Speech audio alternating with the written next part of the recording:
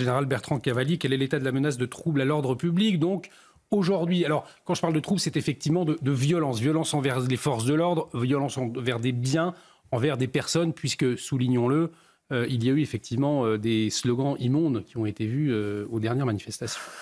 Écoutez, si on regarde l'évolution de la France depuis 20 ou 30 ans, moi j'avais d'ailleurs évoqué cela quand je commandais le Centre national d'entraînement des forces de gendarmerie de Saint-Astier, où entre experts de la sécurité, on observe une France fracturée.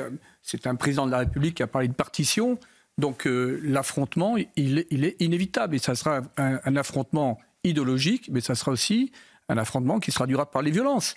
Vous avez quand même une immense majorité de Français de toute origine qui ne veulent pas vivre sous la coupe d'un État totalitaire d'inspiration trotskiste ou d'un État d'inspiration islamiste.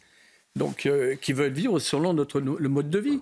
Mais ça vaut... Moi, j'écoute beaucoup de chauffeurs de taxi d'origine étrangère, mais qui ont des prises de position qui pourraient vous étonner. Oui. Ils viennent pas en France pour revivre le Front islamique de salut ou le Hamas.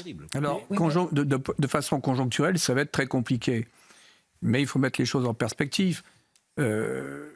Les affrontements, je dirais, culturels, civilisationnels ont déjà commencé en France. Oui, bien sûr. Bon, mais même Jacques Julliard, qu'on ne peut pas taxer d'extrême droite, était très clair s'agissant de l'état des lieux. Bon, donc, moi, je pense que la France va être un territoire où il y a deux visions de l'individu, de la société, qui vont s'affronter dans les années futures.